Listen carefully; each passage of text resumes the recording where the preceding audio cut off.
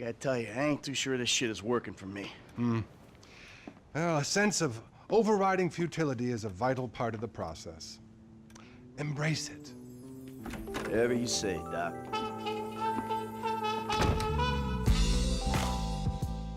Grand Theft Auto V is one of the most anticipated games of all time, and for good reason. Its predecessor, Grand Theft Auto IV, sold over 25 million copies. Grand Theft Auto V released 5 years later and has now become the third best-selling game of all time. But what makes Grand Theft Auto V so great and appeal to so many people?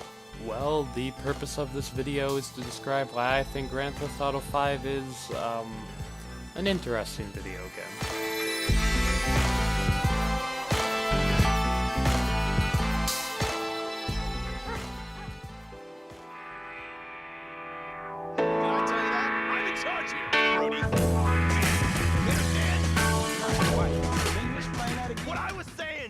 I think one major aspect of what makes a good story in a video game, or any other media form for that matter, is memorable and interesting characters. Grand Theft Auto V has a wide array of different characters throughout the whole game, but I'm gonna focus on the three main characters. I'm going to go into spoiler territory from this point forward, so if you haven't played the game, I don't know what you're doing wrong, but you should be. And we're gonna be jumping right to the beginning of the game to when we're introduced to our first character, Franklin. Missed you, dog. Oh, you missed me, huh? Nah, I ain't missed you. Your ass could have stayed gone for good.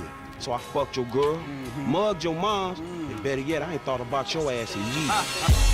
Keeping it G ain't nothing. You ain't gotta like it cause the hood don't love it. The first character we're introduced to in Grand Theft Auto V is Franklin. He's a character who lives with his aunt and works a shady scheme where he repossesses vehicles. Franklin's obviously in a position where he's willing to do anything to make ends meet. He doesn't seem like he enjoys a life of crime, but he's almost forced into that position due to his current living conditions and the people he associates himself with. Come on, man, let's just bust a move, man. You gonna drive or what, Bill? Drive where?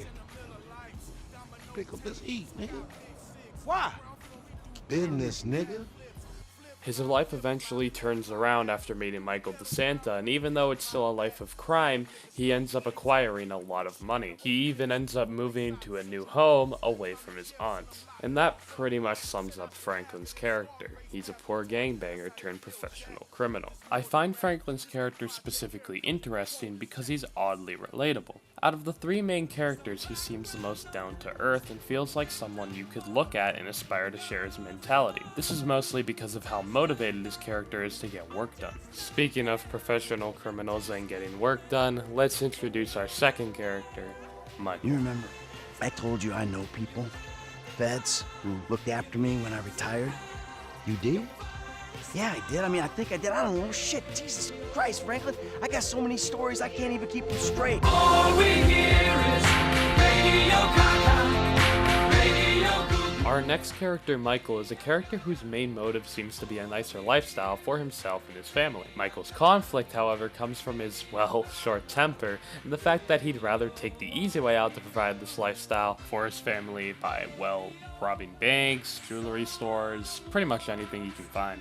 But hey, that wouldn't be so bad if he didn't cause so many problems along the way as well. Hey, at one point he takes down someone's house and owes them $2 million. And he even drags Franklin into it. To be fair though, that was a lot of fun.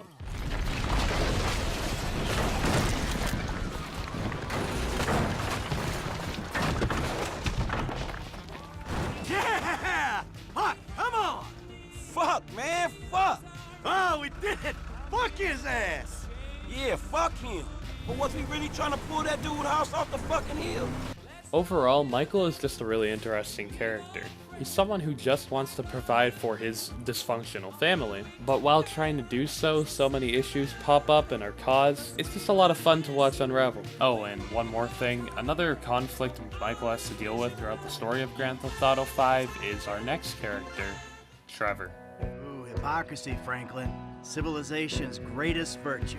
Jesus, your therapist has a lot to answer for. I know, I still hate myself. But hey, at least I know the words for it now. Yeah, but I hate you, and I know the words for it. So does that mean I don't have to go to therapy? Lord, it's the same old tune, fiddle and guitar. And we're on our final of the three main characters, Trevor. Now, I think Trevor is special in a way, because he's different from the other two characters, because I feel like his character only works because he works off the other two. Trevor doesn't seem like he has much of a motivation outside of his company or causing terror everywhere. It mostly feels like his main motivation is being around Michael. I mean, hell, he went through all the trouble to find him in the first place. I don't think he'd want that to go to waste. Nevertheless, though, I do think Trevor's still an interesting character, even if I do consider him the lesser of the three. I feel like after he's introduced, a lot of the cutscenes feel a lot more lively, maybe because of Trevor's insanity and really out there attitude, but I don't know, something about him just makes the story feel a lot more lively. Did you kill him? What kind of fucking animal do you take me for? No, I didn't kill him. Oh, But I did kidnap his wife. oh no! But I think that's all I have to say about the three main characters. They're all different in virtue and all have different motivations, but they can all come together in the end, and hey, it's honestly kind of a touching story about friendship. But so far, this video has just been me pretty much breaking down the characters and explaining them. So from now on, I'm gonna start giving my opinion on things, like the gameplay and the story and whatnot. So we're now switching into the second part of this video, my opinions on everything. So, onto the gameplay of the game. Grand Theft Auto 5 plays really nicely. Some of the physics can be iffy at times, but for the most part, the game works really well. I feel like in terms of the actual missions themselves, most of them are pretty fun. There are a few tedious missions here and there, but for the most part, I do find myself having fun with most of the missions, even if it's not even the gameplay itself, but the interactions within it. I can still have fun playing most of them. The game doesn't get repetitive too often, not nearly as much as games like Saints Row, which I love, but have an issue where they're kind of telling you to do the same thing over and over. None of the, for example, the shootouts in this game feel too similar to each other. If anything, I would say the game kind of feels a little bit too easy at times, but the missions are set up in a way where you can still experience these things over and over again and still have a decent amount of fun with them. Whether that's because you're trying something new or you're doing it again, most of these missions, I'm going to say I can have a lot of fun playing over and over again. And with that, I'd like to go into what I think is going to be my last topic for this video, the story.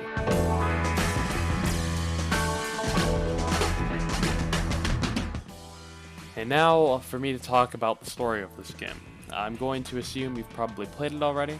If you haven't, I don't know why you're watching this video. I said at the beginning to leave if you did. Anyways, the way I feel about the game's story is I think it's okay. I know, it's weird. I've been talking for like 8 minutes now, and I just think the story is okay. But, I mean, it's true. I think that it's fairly well written. But I think what really makes this game more so is the characters. That's why I focused on them so much. I feel like the story wouldn't be nearly as interesting if it didn't have the characters that it does. I think that while the story's not poorly written and does have a few good twists, I think that if you didn't have the characters that you did and you had less interesting ones, the story wouldn't be nearly as compelling as it is. But that's not to say that it's not interesting on its own. There's tons of different arcs that you can go through in the game. There's the whole Solomon thing with Michael. There's the plenty of Strangers and Freaks, which add hours and hours of content onto the game, and they're all optional. And I also think this game wraps up really nicely, at least if you choose ending C, which I'm pretty sure everyone can agree is like the correct ending. With all the antagonists being taken care of throughout this whole 80-something missions this game has put you through, I think it's really nice to see all of it finally pay off in the end. It's just nice in general. Look, the heist is nice too, the big score, but I don't think it's nearly as fulfilling as just a proper ending. I think this game's absolutely worth its price tag. I think it's like $30 on Steam now. I think that's a fucking amazing deal if you want to buy it there. And I don't know what else to say, really. This video's just kind of been everywhere. It's been a mess. I'm going to be 100% honest with you.